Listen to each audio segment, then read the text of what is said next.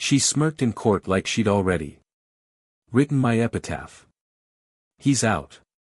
The company is mine. Her voice didn't waver.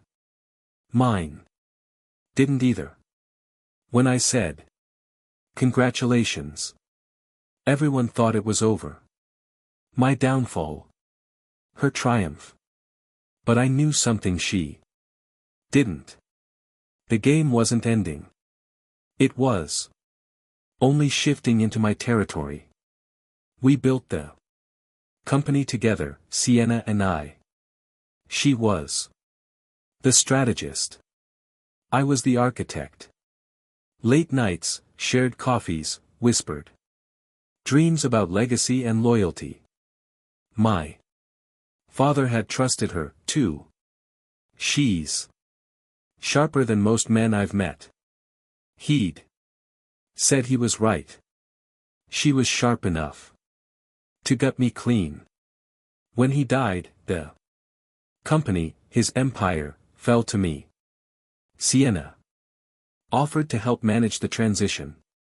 I should have noticed how quickly she drafted the legal documents, how easily she convinced the board to restructure. But grief blinds even the cautious. The first crack appeared 6 months later. I found duplicate contracts on her assistant's computer. Mine forged, hers notarized. She'd been siphoning assets, manipulating signatures, building a paper trail that painted me as negligent. By the time I caught up, she'd already whispered poison into the board's ears. Daniel's not stable since his father passed. He's making poor decisions. They believed her. Everyone did. The morning she testified against me, she wore my father's cufflinks. I don't think she noticed. I did. They glinted like mockery under the courtroom lights. She spoke with practiced grace, her lies dripping like honey. The judge nodded. My lawyer whispered, "We might lose this." I stayed silent because I wasn't fighting for the company anymore. I was fighting for something far cleaner, retribution. That night, after the verdict, I drove to my father's old house. The place smelled of cedar and dust. His study was untouched, books lined like soldiers. The safe behind the old portrait of him and me. The combination still worked. Inside, not stacks of cash, not documents, just a single USB drive. Labeled in his handwriting, in case of betrayal. My father never trusted people easily, except her. I plugged it in. What I saw didn't just shift the game. It annihilated it. Sienna wasn't just guilty of corporate theft. She'd been moving funds offshore under a name tied to her brother, a known fraudster. There were signed statements, hidden video clips, boardroom recordings, everything. Evidence that would not only destroy her career, but indict her entire legal team for collusion. I didn't take it to the police. I took it to my lawyer. He opened the files in silence, jaw tightening. When he finally looked at me, there was fear in his eyes. "Daniel. This could bury them." "I know. What do you want to do?" I smiled. "I want them to ask me that question." The next morning, it began. Her lawyer called first, voice trembling, polite, then another, then all of them. By noon, desperation leaped through their rehearsed calm. "Mr. Vance. Please. The court cannot see this. We can negotiate. I said nothing. At 3 p.m., Sienna herself called. Her voice was steady, but I heard it, the tiny crack beneath the control.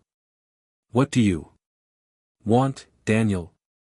Everything you took, I said. And something you never had. What's that? My silence. By evening, the board convened an emergency meeting. She arrived late, disheveled, no smile this time. They whispered as I entered the USB drive between my fingers. I've reviewed new evidence, I told them, sliding the drive across the table. Concerning Sienna's management of company assets. A few tried to protest. Until I clicked play on the first recording. Her voice filled the room. Move the funds under Horizon LLC. No one checks those accounts. Her face drained. The room fell into silence so heavy it felt physical. Then came the second clip, her promising a board member a personal stake in exchange for voting against me. By the time the video ended, the board's loyalty had already shifted. Predators smell weakness fast. Effective. Immediately, the chairman said, Miss Quinn, you are suspended pending investigation. She didn't speak, didn't even look at me, just gathered her papers, hands trembling, and walked out. But it wasn't over. I don't believe in half measures. Her reputation collapsed. Within days, every outlet ran the story.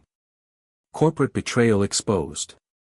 Whistleblower reveals insider corruption. They didn't know who leaked it, only that someone had been watching all along. Her accounts froze. Her lawyers withdrew. The same people who'd stood behind her now refused her calls. Power is loyal only until it fears you. A week later, she showed up at my office. No cameras, no guards, just us. Her voice was barely a whisper.